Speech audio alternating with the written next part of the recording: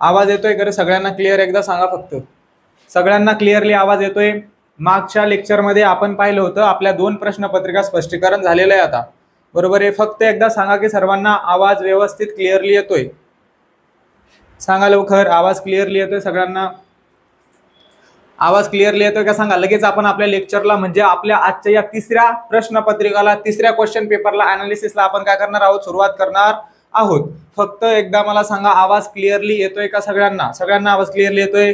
Okay okay okay. चला सुरू करूया. आपण आपल्या याच्या अगोदरच्या लेक्चरमध्ये आपण 2 क्वेश्चन पेपर पाहिल्या, 2 प्रश्नपत्रिका पाहिल्या.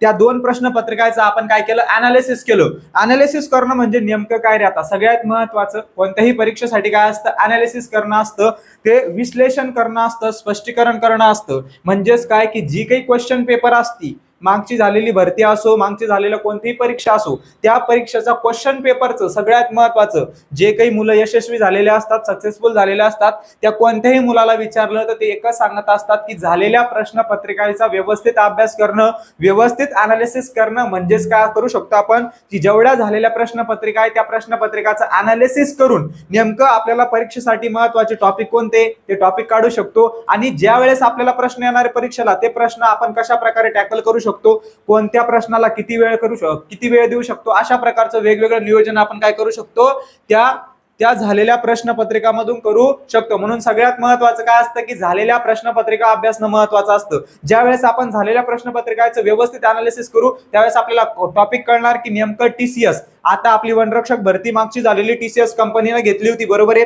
यावेळेस सुद्धा टीसीएसच तुमचं काय घेणार आहे, वनरक्षक भरती घेणार आहे. मग टीसीएस काय करणार आहे, आता टीसीएस काही वेगवेगळे प्रश्न बनवत नसते इकडून तिकडून. तुम्ही जर टीसीएसच्या वेगवेगळे पेपर पाहिले, वेगवेगळ्या ज्या एक्झाम टीसीएस घेत असतं त्याच्यामध्ये ते आर्टिकल वरती प्रश्न विचारतंय, ऍक्टिव्ह व्हाईस, पासिव्ह व्हाईस याच्यावरती प्रश्न विचारतंय, अलंकार वरती प्रश्न विचारतंय. हे आपल्याला कळालं पाहिजे नेमकं टॉपिक कोणते, की कोणत्या टॉपिक वरती टीसीएस हे फोकस करतंय, कोणत्या टॉपिक वरती वारंवार प्रश्न विचारतंय. आणि मागच्या झालेल्या वनरक्षक भरतीमध्ये त्यांनी तर सलग ज्या ज्या प्रश्नपत्रिका घेतल्या प्रत्येक प्रश्नपत्रिकामध्ये एक पॅटर्न ठरवून ठेवला होता की तिथं सिनॉनिम विचारायचंय, विरुद्धार्थी शब्द विचारायचे, वन वर्ड सबस्टिट्यूशन विचारायचे, त्याचबरोबर इडियम फ्रेजेस विचारायचे. हे सगळं त्यांनी ठरवून ठेवलेलं होतं. म्हणजे एका क्वेश्चन पेपरमध्ये आर्टिकल आलं तर दुसऱ्या क्वेश्चन पेपरमध्ये सुद्धा आर्टिकल वरती प्रश्न होता, तिसऱ्या क्वेश्चन पेपरमध्ये सुद्धा आर्टिकल वरती प्रश्न होता, चौथ्या पाचव्या जेवढ्या क्वेश्चन पेपर झाल्या सर्व क्वेश्चन पेपरमध्ये आर्टिकल वरती प्रश्न होता, प्रिपोजिशन वरती प्रश्न होता. प्रत्येक प्रश्नपत्रिकामध्ये पॅराजंबल जे काही आपल्याला 4 वाक्य दिलेले असतात ते सिक्वेन्सनं लावायचे असतात.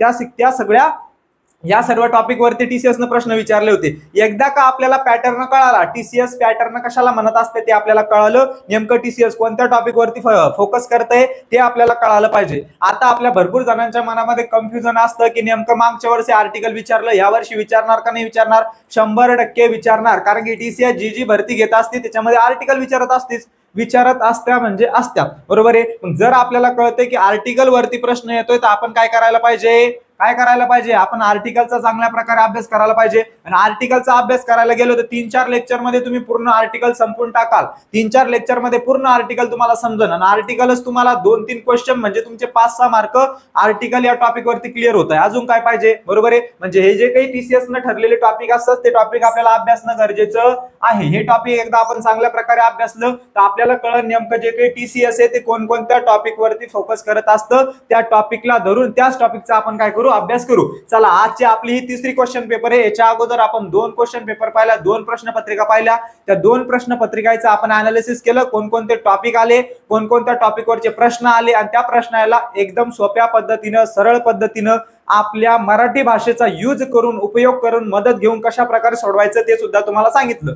आज आपण आपली तिसरी क्वेश्चन पेपर पाहणार आहे. तिसऱ्या क्वेश्चन पेपर मध्ये कसे कसे प्रश्न आले होते, कशा प्रकारचे प्रश्न आले होते, कोणत्या टॉपिक वरती आले होते, आपण ते कसे सोडवू शकतो, जेणेकरून आपल्याला कुठेतरी 2-3 मार्काचा फायदा होईल. 2-3च नाही, तुम्हाला 15 आणि 15 प्रश्न विचारले जातात 30 मार्कासाठी, कारण एका प्रश्नाला 2 मार्क असतात. मग 30 मार्कांपैकी तुम्हाला इंग्रजीमध्ये 20-22 मार्क जरी आले, ऍव्हरेज मार्क 100% तेवढे मार्क इंग्रजीमध्ये येत असतात. 2-4 मार्क येण्यापेक्षा 20-22 मार्क येणं भरपूर महत्वाची गोष्ट आहे. एखाद्या वेळेस काय होतं की 30 पैकी तुम्हाला 30 पडणार नाही, 28 पडणार नाही. मी जरी पेपर द्यायला गेलो मला 30 पैकी 30 पडणार नाही, 28 पडणार नाही. कशामुळे, कारण तिथं व्होकॅब्युलरी विचारलेली असती.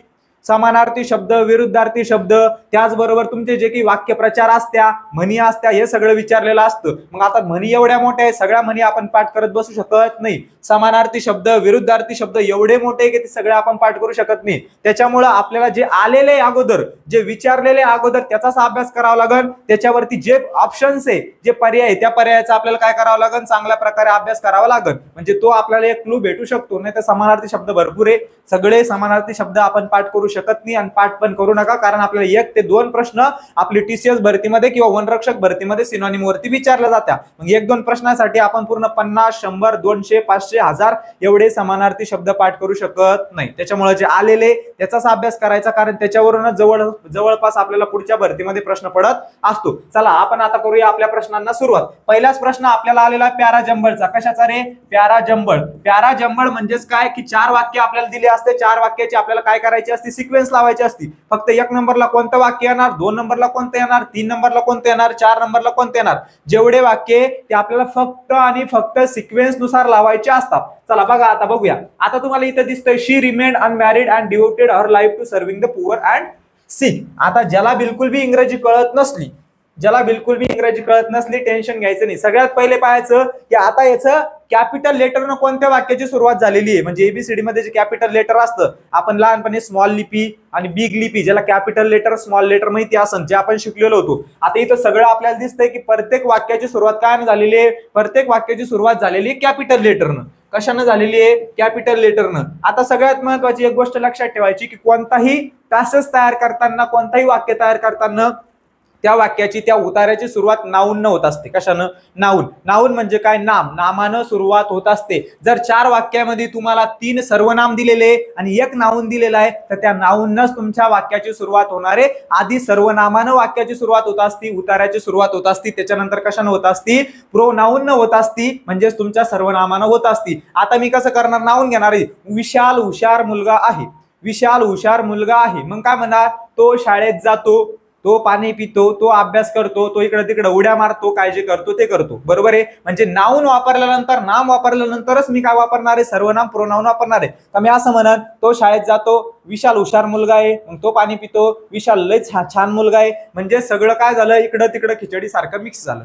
पण मी आधी काय वापरणार? नाऊन वापरणार. इथं 4 वाक्यामध्ये तुम्हाला दिसतंय की शी एक आहे, प्रोनाऊन आहे. शी एक आहे, प्रोनाऊन आहे. हर सुद्धा प्रोनाऊन आहे. कशाचं? शीचं. शीचं दुसरं रूप आहे. जसं आपण ऍक्टिव्ह व्हायचं पासिव्ह व्हायचं करतो, ऍक्टिव्ह व्हायचं तिकडे गेल्यानंतर शीचं हर होत असतं, हर मध्ये रूपांतर होत असतं. पण जर आपण इथं पाहिलं तर इथं फ्लोरन्स नाईट इंग्ले, इंग्लंड नाव आहे त्याच्यामुळे असं आहे, इंग्लिश नाव आहे. फ्लोरन्स नाईट इंग्ले हे काय? इथं नाऊन आहे. काय? नाऊन आहे, नाम आहे. मग सगळ्यात पहिले सुरुवात कोणत्या वाक्यानं होणार आहे? आपली बीन. आता कळालं आपल्याला बीन सुरुवात होणार आहे, तर निग्लेक्ट मेथडनं जायचं. याला म्हणा तू घरी जाय, याला म्हणा तू बी घरी जाय. उरलं काय? फक्त पहिला उरला, चौथा उरला. म्हणजे सोपं सोपं करत जायचं. तुम्ही केबीसी पाहिलं का? कोण बनेगा करोडपती? त्याच्यामध्ये लाईफलाईन असते बघा, म्हणजे अशी 50-50ची लाईफलाईन असती. त्याच्यामध्ये काय करत असत्या? 2 गायब करत असत्या. मग तुम्हाला फक्त 2 मधलेच चूज करणार आहे त्या. एवढ्या एका वाक्यावरून कळालं की इथं 4 वाक्यामध्ये सुरुवात होणारे bin.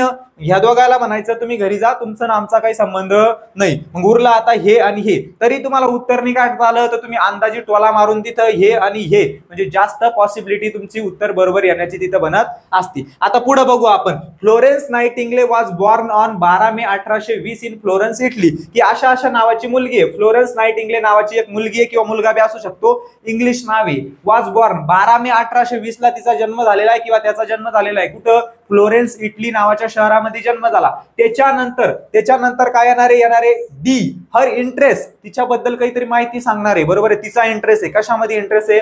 Her interest in nursing was evident from childhood. लहानपणापासून तिला नर्सिंग मध्ये इंटरेस्ट होता. कशामध्ये? नर्सिंग मध्ये इंटरेस्ट होता. त्याच्यानंतर काय होईल मग? आता आला बघा सी. आता C, she would then spend time taking care of her injured dolls and animals. त्याच्यानंतर कोणतं वाक्य येणार? त्याच्यानंतर येणार शी वुड देन स्पेंड. मग तिनं त्याच्यानंतर काय केलं? स्वतःचा वेळ वाया घालवला का? वेळ घालवणं सुरुवात केली. कोणासोबत रे?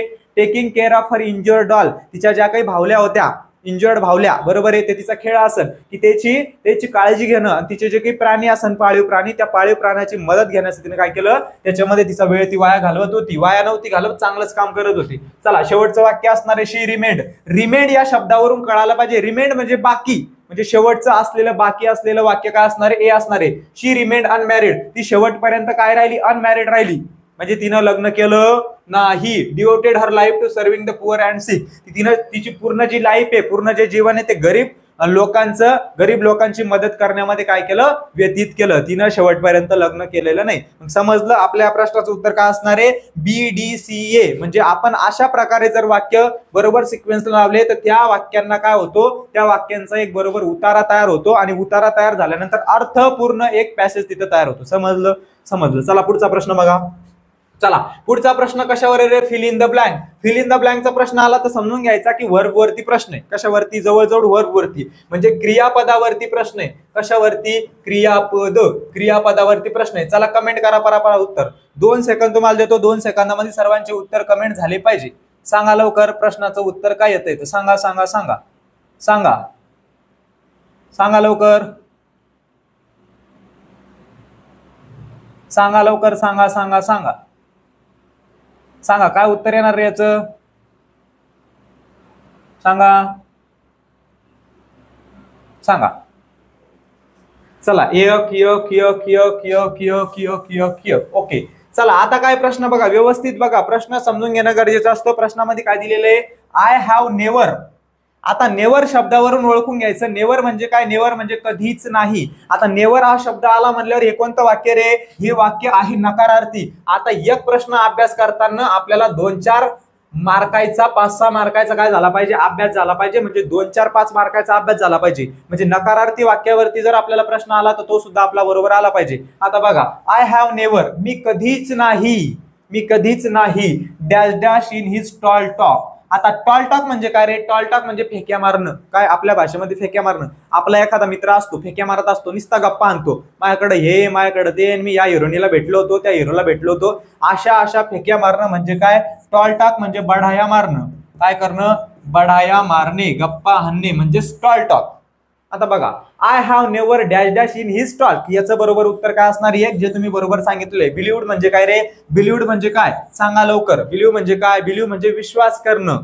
पण आय हॅव नेव्हर, मी कधीच विश्वास केला नाही. कशावरती, इन हिज टॉल टॉक, त्याच्या ज्या गप्पा तो फेकत असतो, त्याच्या ज्या गप्पा तो मारत असतो, त्याच्या गप्पावरती मी कधीच विश्वास ठेवला नाही. असा या वाक्याचा काय होतो, मराठीमधून अर्थ होत असतो. जर तुम्हाला वाक्याचा मराठीमध्ये अर्थ जरी कळाला, लगेच तुम्ही काय करू शकता, त्या अर्थावरून उत्तरापर्यंत पोहोचू शकता. बरोबर आहे. आय हॅव नेव्हर, मी कधीच विश्वास ठेवला नाही. आय हॅव नेव्हर, मी कधीच नाही. बिलीव्ह म्हणजे काय, विश्वास ठेवला. मी कधीच विश्वास ठेवला नाही. कशावर रे, इन हिज टॉल टॉक, की त्याच्या बढाया मारण्यावरती, त्याच्या गप्पा मारण्यावरती आणि त्याच्या फेक्या गोष्टींवरती मी कधीच विश्वास ठेवला नाही. इथं जर आपण कन्सिडर ठेवलं तर कन्सिडरचा अर्थ काय होतो, कन्सिडर म्हणजे मानणे. बरोबर आहे, मानणे. आय हॅव नेव्हर मानणे, लगेच वाक्याचा काय बनून जातो, अर्थ बदलून जात असतो. बरोबर आहे. त्याच्यानंतर ऍझ्युम्ड, ऍझ्युम म्हणजे काय रे, गृहीत धरणे.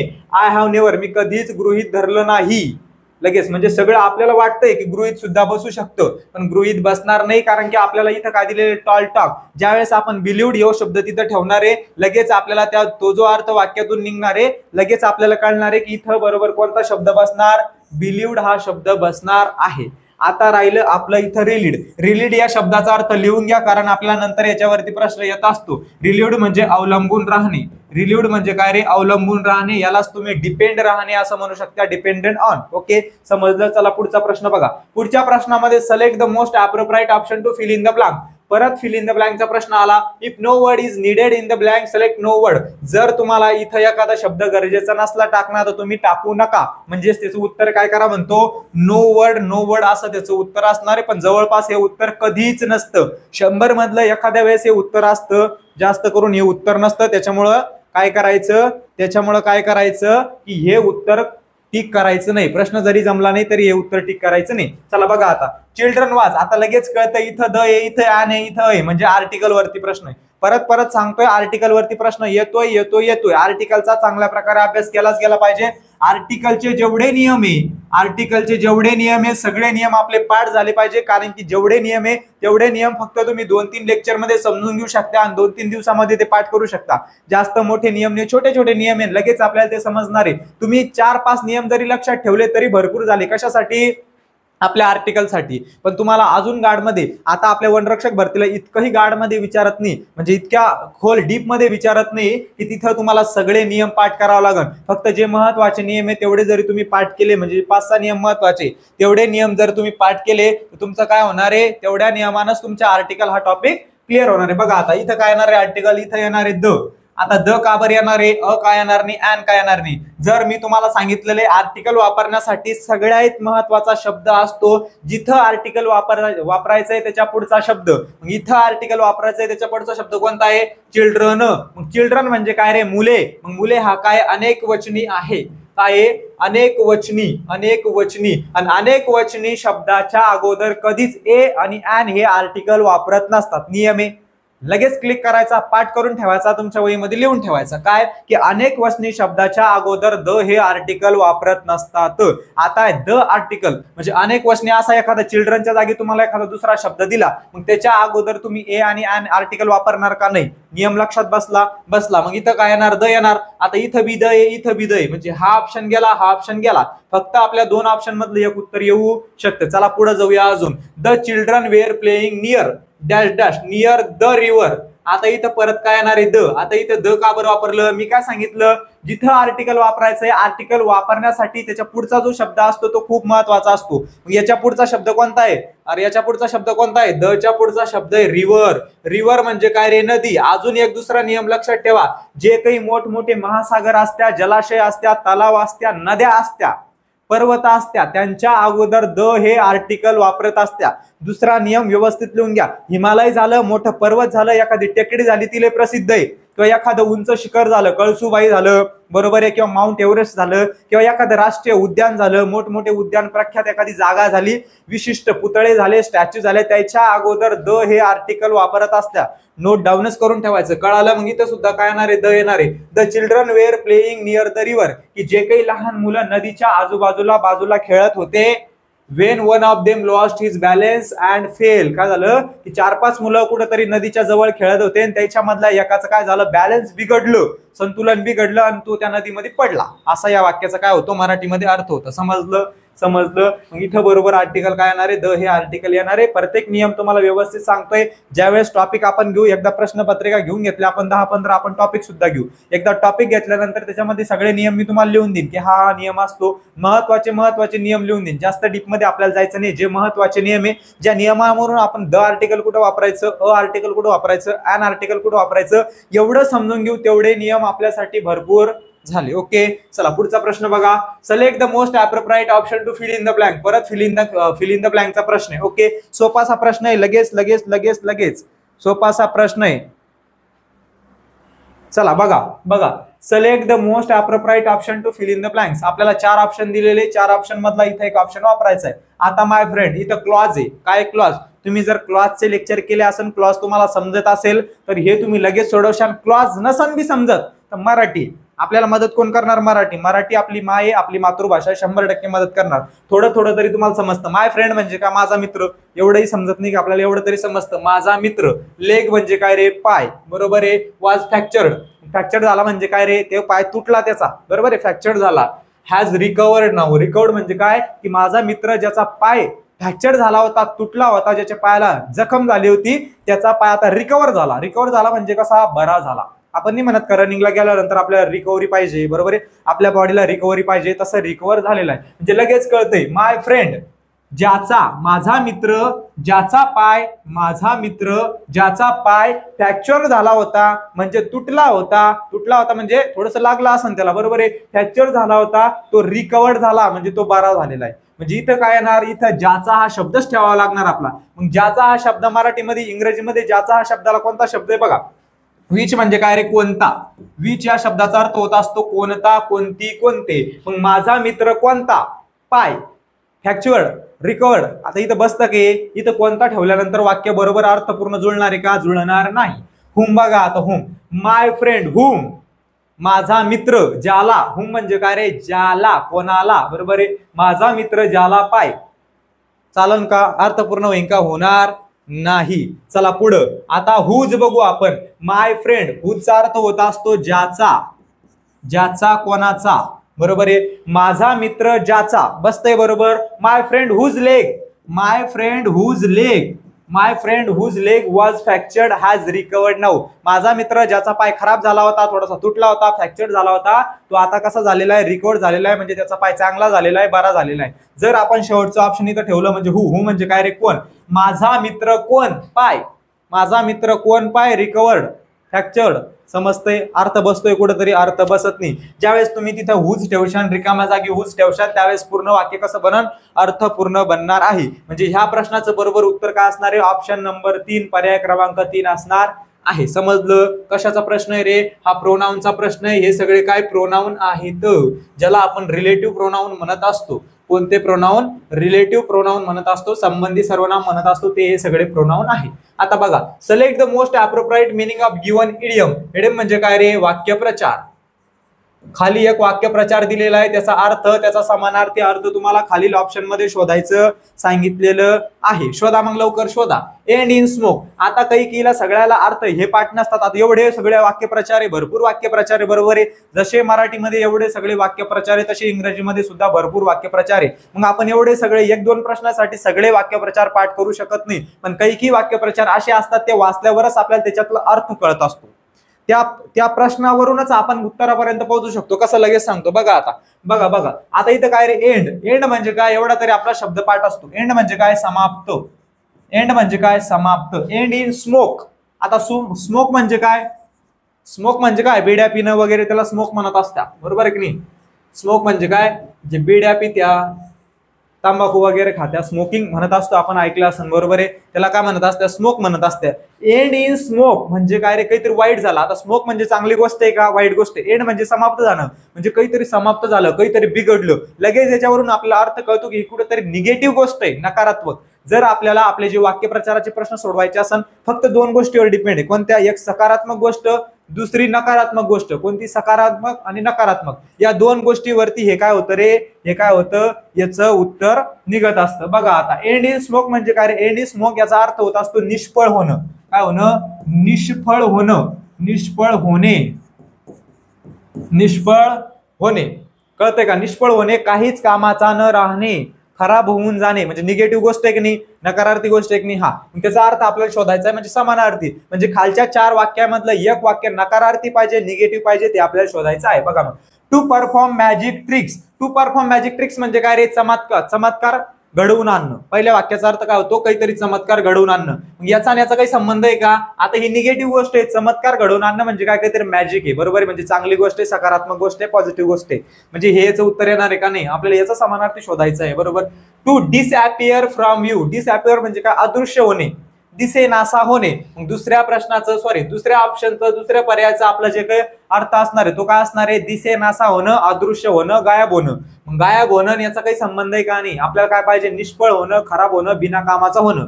तिसरं बघा, to have no positive result. जे मी तुम्हाला आता सांगितलं, टू हॅव पॉझिटिव्ह रिझल्ट असतं, ते आपलं उत्तर नसतं. पण to have no positive result काय आहे, to have no positive result म्हणजे पॉझिटिव्ह रिझल्ट नसं भेटणं, म्हणजे कसं, निगेटिव्ह रिझल्ट भेटणं. सकारात्मक गोष्टी न घडणं. कशा गोष्टी घडणं, नकारात्मक गोष्टी. याच्या अगोदर ते सांगितलं होतं. म्हणजे ह्या प्रश्नाचा समानार्थी शब्द काय असणार आहे, to have no positive result म्हणजे काय रे, निष्फळ होणं, खराब होणं, की आपल्याला चांगल्या गोष्टी न मिळणं, काहीतरी वाईट गोष्ट मिळणं. म्हणजे ह्या प्रश्नाचं बरोबर उत्तर काय असणार, to have no positive result. चौथा पर्याय समजून घेऊ, to complete successfully. To complete successfully म्हणजे काय रे, सक्सेसफुल होणं, एखादी गोष्ट सक्सेसफुली कम्प्लीट करणं, एखादी गोष्ट यशस्वीरित्या पूर्ण करणं. हे आणि हे झाले दोन्ही विरुद्धार्थी शब्द. हे आणि दोन्ही काय झाले, विरुद्धार्थी वाक्यप्रचार झाले. म्हणजे हे सुद्धा उत्तर नसणार आहे, कारण आपल्याला याचा समानार्थी सांगितलेला आहे. मग याचा समानार्थी काय असणार आहे, to have no positive result. समजलं. चला पुढे चला, select the most appropriate meaning of the given idiom. परत आला वाक्यप्रचारावरती प्रश्न. कशावरती, वाक्यप्रचार.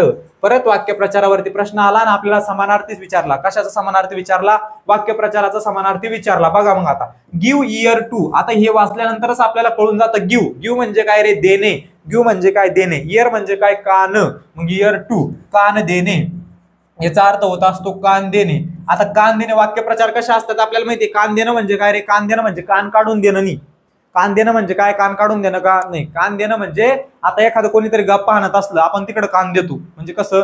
असं मस्त कान देतो, म्हणजे तिकडे लक्ष देतो. काय करत असतो? तिकडे लक्ष देत असतो, काळजीपूर्वक लक्ष देतो, ध्यानपूर्वक लक्ष देतो. मग काळ देणं म्हणजे काय? कान देणं, सॉरी, इयर देणं, कान देणं म्हणजे काय? एखाद्याचं लक्षपूर्वक ऐकणं, एखाद्याचं काय करणं? लक्षपूर्वक ऐकणं. समजलं? मग बघा आता कान देणे. चला आता सगळे ऑप्शन मी लगेच तुम्हाला सांगतो. शेवटपासून आपण जो पहिले शेअर इन्फॉर्मेशन म्हणजे काय रे? शेअर इन्फॉर्मेशन, शेअर करणं. काय शेअर करणं? गप्पा गोष्टी शेअर करणं किंवा माहिती शेअर करणं. माहिती शेअर करणं, माहिती शेअर करणं, शेअर करणे, एकमेकांना माहिती सांगणे, माहिती शेअर करणं. त्याच्यानंतर स्प्रेड रुमर्स. रुमर्स म्हणजे काय रे? रुमर्स या शब्दाचा अर्थ होत असतो अफवा.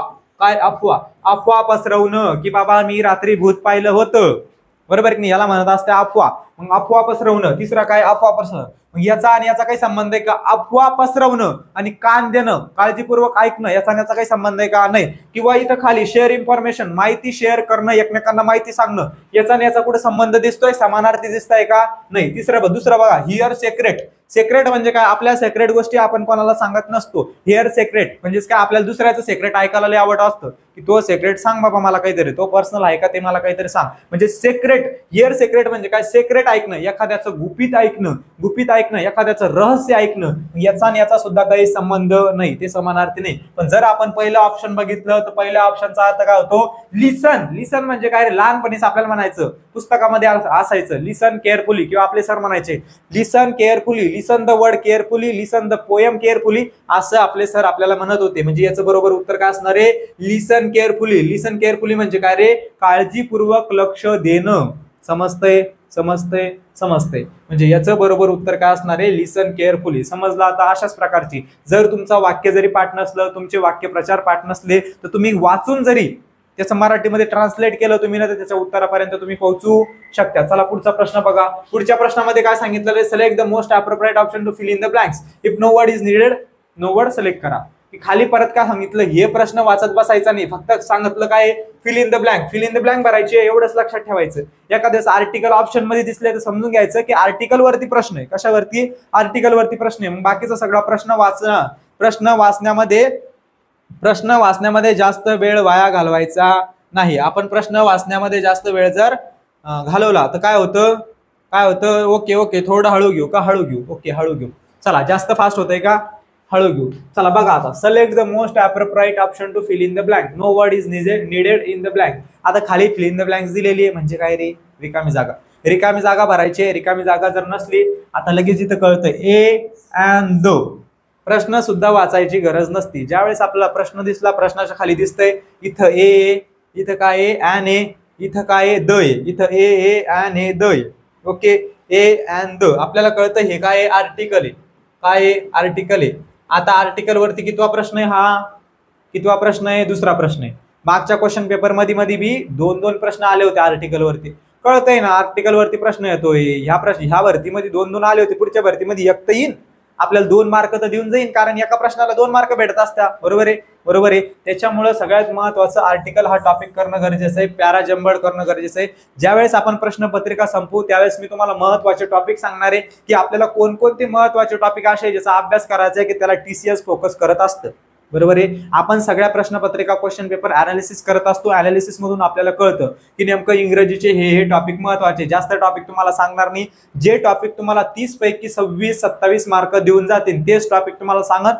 जास्त बी भरपूर टॉपिक सांगणार नाही, कारण तुम्हालाही जास्त अभ्यास करावा लागला नाही पाहिजे. 8 ते 10 टॉपिक असे सांगन, जास्तीत जास्त 10 ते 12 टॉपिक. त्या 10 टॉपिक मधून तुमचे किती मार्क कव्हर झाले पाहिजे? जवळजवळ तुमचे 24 ते 26 मार्क त्या ठिकाणी कव्हर झाले पाहिजे. सांगा फक्त एकदा आपल्या क्वेश्चन पेपर संपल्यानंतर सांगणार आहे, कारण सगळ्यात महत्वाचं आपल्याला क्वेश्चन पेपर अनालिसिस करणं गरजेचं आहे. चला बघा आता.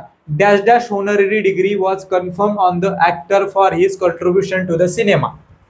प्रश्नाचा अर्थ लगेच सांगतो. होनररी डिग्री एक डिग्री आहे, म्हणजे एक अवॉर्ड आहे, एक बक्षीस आहे, एक डिग्री आहे की वॉज कन्फर्म की एका ऍक्टरला डिग्री द्यायची, काय द्यायची? एक सन्मान द्यायचा आहे. कशामुळं? For his contribution to cinema. त्याने एखादा चांगला पिक्चर काढला असन आता आपला छावा पिक्चर फेमस झाला, तसा एखादा पिक्चर काढला असेल, तशा पिक्चरसाठी त्याला काय द्यायचंय, एखादं काहीतरी डिग्री द्यायची, सन्मान चिन्ह द्यायचंय, काहीतरी पत्र द्यायचं आहे. आता इथं वापरलं डॅश डॅश आणि होनररी. मी तुम्हाला सांगितलं जिथं आर्टिकल वापरायचं असतं, काय जिथं आपल्याला आर्टिकल वापरायचं असतं त्याच्या पुढचा शब्द खूप महत्वाचा असतो. त्याच्या पुढचा शब्द एवढा मोठा आहे किंवा एवढा म्हणला आपण. होनररी हे काय ऍडजेक्टिव्ह आहे. काय आहे ऍडजेक्टिव्ह, लक्षात ठेवायचं. होनररी हे एक ऍडजेक्टिव्ह आहे आणि डिग्री हे एक नाऊन आहे.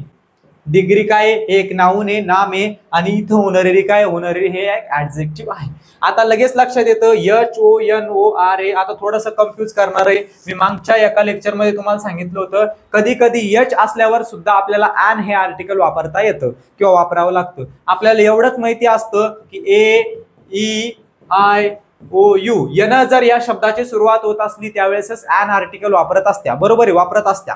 पण कधी तुम्हाला जर फक्त एवढं शिकवलं असन तुम्हाला कमी शिकवलेले. सगळ्यात सोपं मी तुम्हाला सांगतो, जर आपल्याला उच्चार स्वरानं होत असला म्हणजे होवेल्सनं स्वरानं काय होत असला त्या शब्दाचा उच्चार होत असला, म्हणजे कसा एन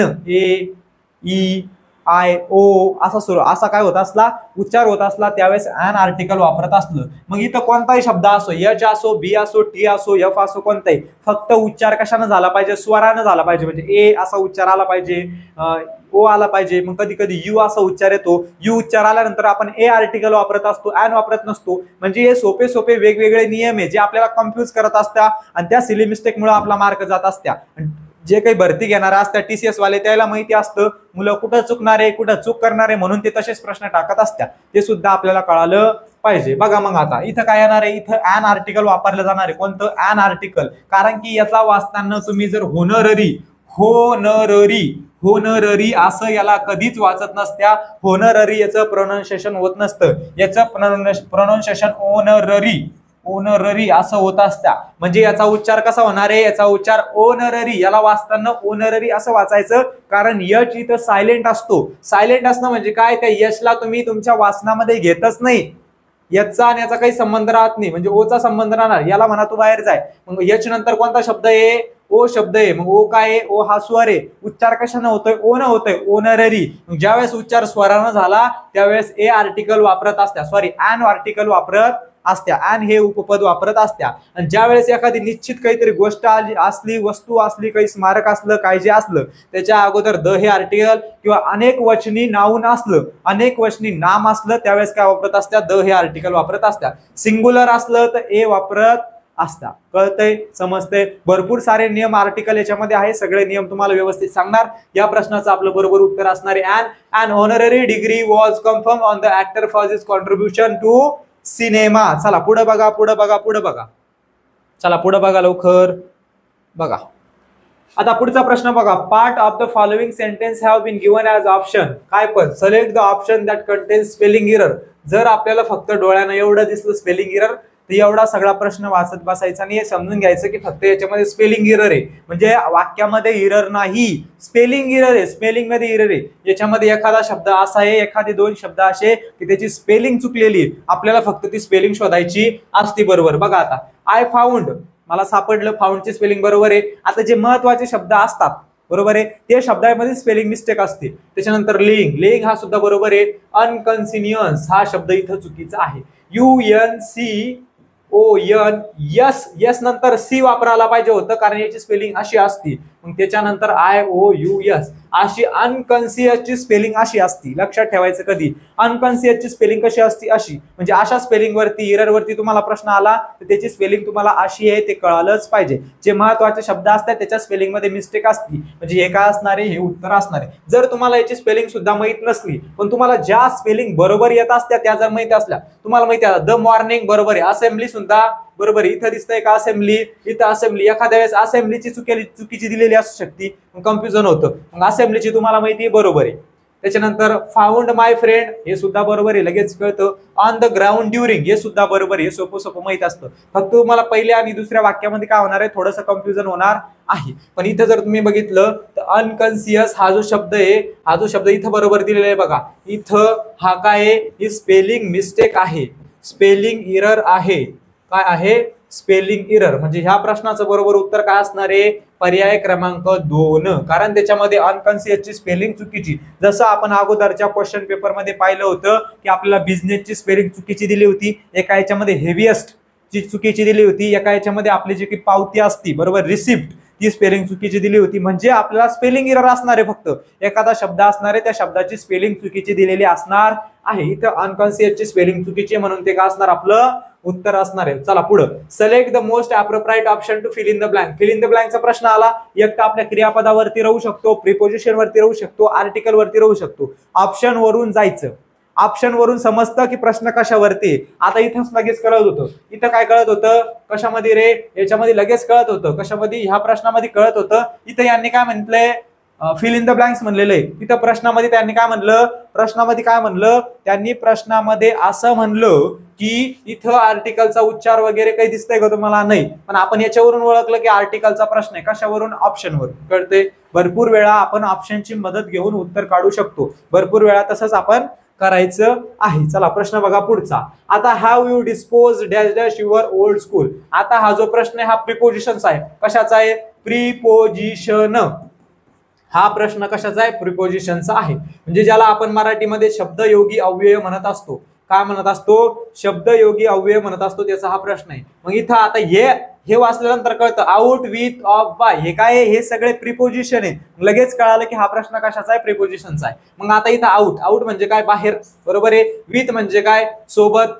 ऑफ म्हणजे काय रे? ऑफ म्हणजे काय? ज्यावेळेस आपल्याला चा, बरोबर आहे, चा हा शब्द वापरला असला त्यावेळेस आपण काय वापरतो? ऑफ वापरत असतो. बाय म्हणजे ने, जर आपल्याला मी याच्याकडून हे घेतलं त्याच्याकडून ते घेतलं असं वापरायचं असलं त्यावेळेस बाय वापरत असतो. पण इथं आपलं बरोबर उत्तर असणार आहे ऑफ, कारण डिस्पोज्ड या शब्दाचं बरोबर, डिस्पोज्ड या शब्दासोबत ऑफ हे काय येत असतं? प्रिपोजिशन येत असतं. याच्यासोबत तुम्ही आउट हे कधीच वापरू शकत नाही, नियम ठरलेला आहे.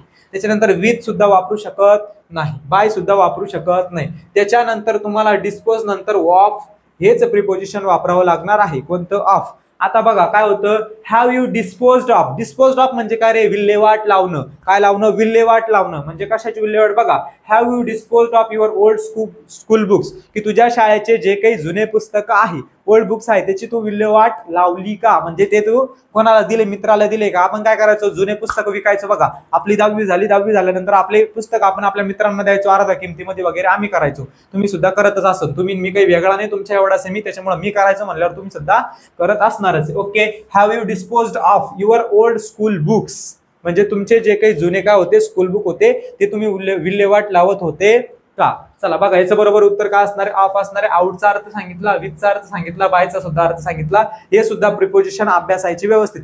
जे आपल्याला पर्यायामध्ये ऑप्शन मध्ये जे दिलेले आहे त्याचा व्यवस्थित अभ्यास केला पाहिजे, कारण पुढच्या येणाऱ्या भरतीमध्ये याच्यावरती प्रश्न तयार होऊ शकतो आउट वरती. मग आउट कोणत्या शब्दासोबत वापरत असत्या? बाय कोणत्या शब्दासोबत आपण वापरू शकतो? मग विथ हे कशामध्ये वापरू शकतो? 2 वाक्यांना जोडण्यासाठी वापरू शकतो का 2 शब्दांना जोडण्यासाठी वापरू शकतो? किंवा ऑन हे प्रिपोजिशन आहे ते कुठं वापरत असत्या? हे वेगवेगळं आपल्याला सगळं जमलं पाहिजे. ऑप्शन वरून ते जायचं. चला परत आपला पॅराजंबलचा प्रश्न आला. म्हणजे कशाचा रे?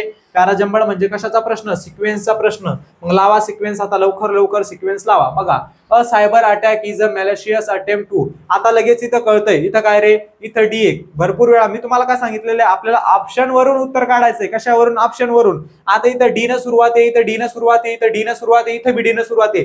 चारही पर्यायामध्ये, चारही ऑप्शन मध्ये D न सुरुवात आहे. मग तू असं नको म्हणायला की आता A न सुरुवात होणार आहे. वाटतंय आपल्याला की अ न सुद्धा सुरुवात होऊ शकतं, ए न. वाटतंय कधी कधी हाऊएव्हर न सुरुवात होऊ शकते असं आपल्याला वाटत असतं. वाटतंय पण त्यांनी आपलं काम सोपं करून दिलं. डी चारही ठिकाणी काय दिलं? डी दिलं. बरोबर आहे, चारही ठिकाणी डी दिलेलं आहे.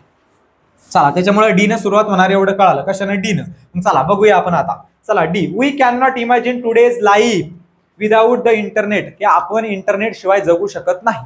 आपण आपलं जे काही आजचं जीवन आहे ते इंटरनेट शिवाय त्याची कल्पना करू शकत नाही, असा याचा अर्थ होत असतो डीचा. त्याच्यानंतर CNR कोणतं? It has revolutionized the way we communicate, की त्याच्यामुळं आपल्या कम्युनिकेशनला, आपण जी चर्चा करतो, आपली चर्चा होण्यामध्ये त्याच्यामुळं मदत होते. कशामुळं? इंटरनेटमुळं. मग डी नंतर आपण काय घेतला? समजा सी घेतला. डी नंतर सी घेतला. त्याच्यानंतर a cyber attack is a malicious attempt to access or damage computer system. Network और डिव्हाइस. आता याच्या अगोदर त्यांनी काय बोललेलं असू शकतं, cyber attacks has also increased. आता सायबर अटॅक्स बद्दल एकदा बोलणार आहे, मग त्याच्यानंतर काय देणार आहे, त्याचं काहीतरी रिस्पॉन्स देणार आहे, कारण देणार आहे. मग आता इथं बोललं बघा, how ever with the increase in dependence on the internet the risk of the attacks has also increase. की जे काही सायबर अटॅक आहे त्याचा सुद्धा रिस्क वाढतोय म्हणे. आपण जेवढं इंटरनेट वापरतोय, जेवढं इंटरनेटच्या मायाजालाच्या दुनियामध्ये आपण जातोय, तेवढं काय होतंय, आपण सायबर अटॅक मध्ये सुद्धा फसतोय म्हणे, तेवढा सायबर अटॅक वाढतोय म्हणे. ओके, त्याच्यानंतर कोणतं वाक्य येणार, A. Cyber attack is a malicious attempt to access or damage computer system. की सायबर अटॅक काय करू शकतं म्हणे, आपले कम्प्युटर खराब करू शकतं म्हणे, आपलं इंटरनेट सगळं खराब करू शकतं म्हणे. नेटवर्क डिव्हाइसेस म्हणजे आपले मोबाईल वगैरे, आपण लॅपटॉप वगैरे काय जे वापरतो ते सगळं ते खराब करू शकतं. म्हणजे याचं बरोबर उत्तर काय असणार आहे, ऑप्शन नंबर टी, DCBA. अशा सिक्वेन्सनं जर आपण गेलो तर ह्या प्रश्नाचं काय होणार आहे, ह्या सगळ्या सिक्वेन्सचा बरोबर एक पॅसेज तयार होणार आहे, उतारा तयार होणार आहे. समजलं. चला पुढे जाऊया. Select the most appropriate antonym. Antonym म्हणजे काय रे, अँटोनिम म्हणजे विरुद्धार्थी शब्द. काय अँटोनिम म्हणजे विरुद्धार्थी शब्द. अँटोनिम म्हणजे विरुद्धार्थी, ज्याला आपण अपोजिट सुद्धा म्हणत असतो. काय म्हणत असतो, अपोजिट सुद्धा म्हणत असतो. आता नेमका आता आपल्याकडे 4 शब्द दिलेले, अलानाइट. कोणकोणते दिलेले, अलानाइट. आता अलानाइट या शब्दाचा अर्थ सांगा, पटापट सांगा. आता अलाइनेट म्हणजे काय, अलानाइट या शब्दाचा अर्थ काय होतो सांगा. अलानाइट या शब्दाचा अर्थ होतो तोडणे. मग काय तोडणे, मैत्री तोडणे, नाते तोडणे, काय जे असेल ते तोडणं. दुसरं काय तोडू शकतो असून अलानाइट या शब्दाचा अर्थ होत असतो मैत्री तोडणे, नाते तोडणे. मग आता विरुद्धार्थी विचारला, मग त्याला काय, जोडणे, तोडणे, जोडणे. बरोबर की, तोडणे विरुद्धार्थी आहे, तर त्याचा विरुद्धार्थी काय येणार आहे, तोडणे हा शब्द, त्याचा विरुद्धार्थी काय येणार आहे, जोडणे येणार आहे. मग त्याचा आपल्याला काय करायचं आता बघा. आता याचा जो काही विरुद्धार्थी असणार आहे तो कोणता असणार आहे सांगतो, कंबाईन. कंबाईनचा अर्थ काय होतो, आता अलानाइटचा अर्थ कळाला, मैत्री तोडणे, नाते तोडणं, आपलं मस्त सुंदर असं नातं तोडून टाकणं. आता कंबाईन म्हणजे काय, कंबाईन म्हणजे एकत्र आणणे. काय करणं, एकत्र. कंबाईन म्हणजे एकत्र आणणे. कंबाईन आपण म्हणत का कॉम्बो, तुम्ही तो पिक्चर पाहिला का संजय दत्तचा पोलीसगिरी पिक्चर, त्याच्यामध्ये नसतं का ते म्हणतो मी कॉम्बो हूं. कॉम्बो म्हणजे कसं, मैं पुलिस वाला गुंडा हूं, मैं पुलिस भी हूं और गुंडा भी हूं, म्हणजे मी कॉम्बो हूं, असा त्याचा डायलॉग असतो त्याच्यामध्ये. म्हणजे दोन्ही असणं, एकत्र आणणं, म्हणजे कंबाईनचा अर्थ काय होत असतो, एकत्र आणणे. त्याच्यानंतर डिवॉर्सचा अर्थ तुम्हाला सांगायची गरज नाही, बरोबर आहे. म्हणजे काय रे, तलाक होणं, घटस्फोट होणं, वेगळं होणं, डिवॉर्स म्हणजे. त्याच्यानंतर इनहॅबिट म्हणजे वास्तव करणे. लक्षात ठेवायचा हा प्रश्न, कारण याच्यावरती भरपूर वेळा TCS ना प्रश्न विचारलेला आहे. हा PYQ ह्या याच्यावरती तलाठी भरतीमध्ये सुद्धा प्रश्न आला होता. कशावरती, इनहॅबिट म्हणजे काय, वास्तव करणे किंवा राहणे. व्यवस्थित लक्ष द्या आणि लिहून घ्या. वास्तव करणे आणि राहणे. आणि विड्रॉ म्हणजे काय रे, मागे घेणे किंवा काढून घेणे. पैसे विड्रॉ करत असतो आपण तसं. विड्रॉ म्हणजे काय, विड्रॉ म्हणजे काढून घेणे. विड्रॉ म्हणजे काय रे, काढून घेणे. कळालं आता, विड्रॉ म्हणजे काय, काढून घेणे, म्हणजे आपले पैसे आपण विड्रॉ करत असतो. म्हणजे याचा अलानाइटचा विरुद्धार्थी शब्द काय असणार आहे, कंबाईन. जसं अलानाइट म्हणजे मैत्री नातं तोडणं, तसं कंबाईन म्हणजे मैत्री जोडणं, एकत्र आणणं, नातं जोडणं, एकत्र आणणं. म्हणजे याचा विरुद्धार्थी शब्द काय झाला, कंबाईन. चला पुढे चला. Part of following sentence have been given as option, select the option that spelling error. आता सांगा बरं, स्पेलिंग एरर कशामध्ये, सांगा लवकर. कशामध्ये स्पेलिंग एरर आहे सांगा आता लवकर. कशामध्ये स्पेलिंग एरर आहे, कशामध्ये रे स्पेलिंग एरर, सांगा.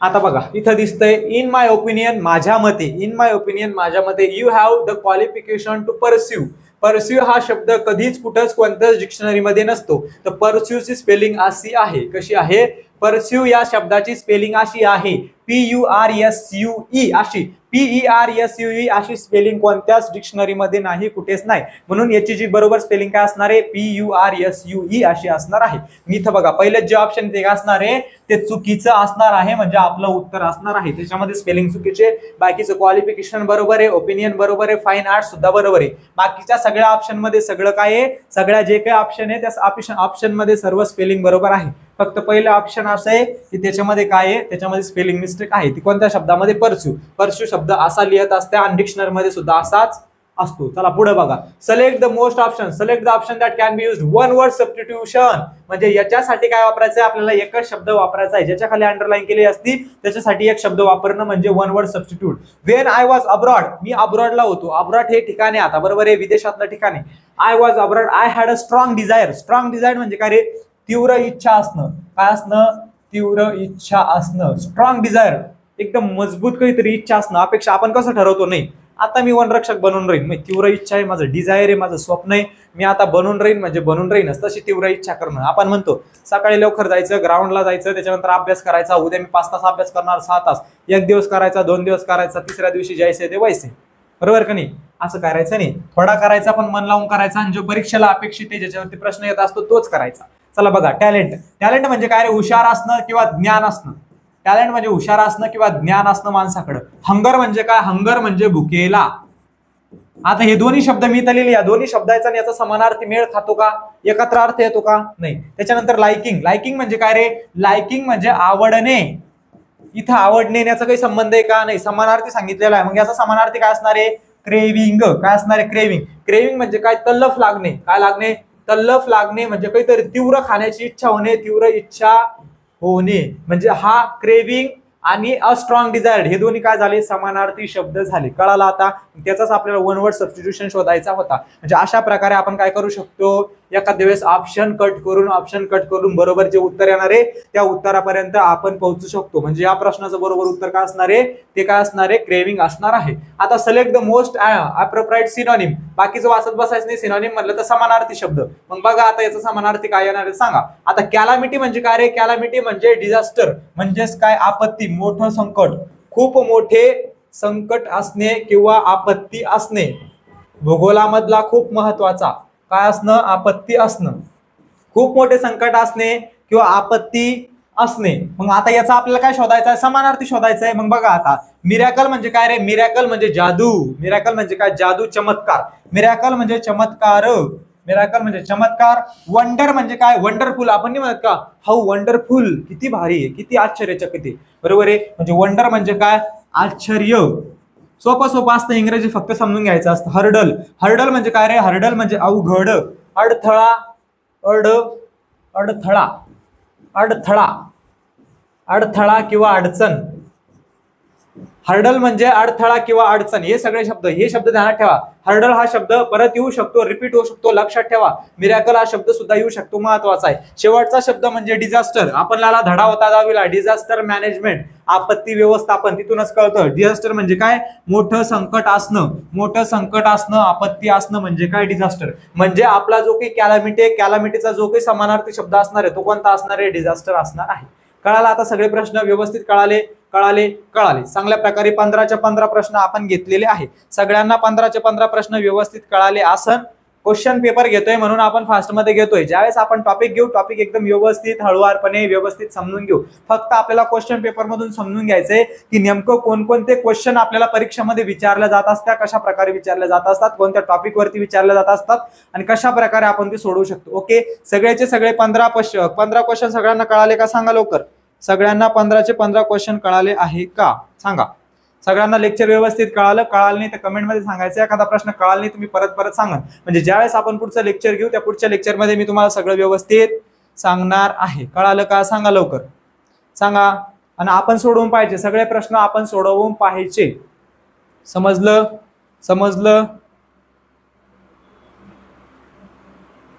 का हो. सगळ्या शिफ्ट घेऊ आपण, टेन्शन घेऊ नका. तुमच्यासाठी सगळ्या शिफ्ट घेणारे, सगळ्या शिफ्टचे क्वेश्चन घेणारे, महत्वाचे टॉपिक सुद्धा तुम्हाला सांगणार आहे की कोणकोणते महत्वाचे आपल्याला काय असू शकतात, टॉपिक असू शकतात. ते सगळे टॉपिक सांगणार आहे. ओके चला, समजलं सगळ्यांना. ओके समजलं सगळ्यांना.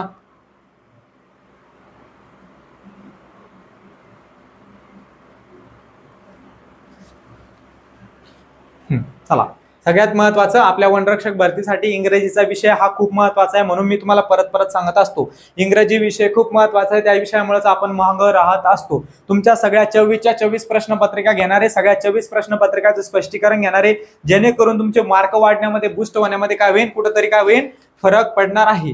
म्हणजे तुमचे 2-4 मार्क वाढले, 5 मार्क वाढले, तेवढे भरपूर झाले. जेवढे मार्क वाढतील तेवढे चांगलंच आहे आपल्यासाठी. त्याच्यामुळे फक्त तुम्हाला मन लावून अभ्यास करायचा आहे आणि इंग्रजीला जास्तीत जास्त वेळ द्यायचा आहे. कारण इंग्रजीमुळे आपलं काय होत असतं, नुकसान होत असतं, आपण भरतीमधून मागं राहत असतो. 2 वेळेस मी UPSCचा इंटरव्ह्यू दिलेला आहे, स्वतःचा मोठेपणा सांगत नाही. त्याच्यामध्ये तुम्ही NDA नावाची परीक्षा ऐकली असेल. NDA परीक्षेमध्ये सगळ्यात महत्त्वाचा विषय इंग्रजी असतो. इंग्रजीमध्ये मला जास्तीत जास्त मार्क होता, म्हणजे जे आपली सेंट्रलची इंग्रजी असते त्याचा अभ्यास केलेला आहे भरपूर वेळा. 2 वेळा इंटरव्ह्यू पर्यंत गेलो, पण कुठंतरी मेहनत कमी पडली असेल, कुठंतरी नशीब आपण ज्याला म्हणत असतो, पण नशिबावरती विश्वास आहे नाही आहे, कुठंतरी मेहनत कमी पडला असेल म्हणून 2 वेळा इंटरव्ह्यू मध्ये फेल झालो. पण इंग्रजी विषयामध्ये सगळ्यात जास्त मार्क मला होते. त्याच्यामुळे इंग्रजीचा चांगला अभ्यास आहे, चांगला अनालिसिस आहे. माझ्या परीने जेवढा तुम्हाला देण्याचा प्रयत्न करेन, जेवढा जास्त होईल तेवढा जास्त मी तुम्हाला बेस्ट देण्याचा प्रयत्न करेन. कारण तुम्हाला 2, 5, 10 मार्काचा तरी माझ्यामुळे फायदा झाला, त्याच्यामध्ये मी समाधानी असणार आहे. ओके, चला थांबूया आजच्या लेक्चरमध्ये. चांगल्या प्रकारे अभ्यास करा. काही अडचण असली प्रत्येक प्रश्न आपण व्यवस्थित तुमची जी अडचण असली ती सोडवून घेण्याचा प्रयत्न करू. Okay, thank you. पुढची क्वेश्चन पेपर आपण उद्या किंवा परवा घेऊ.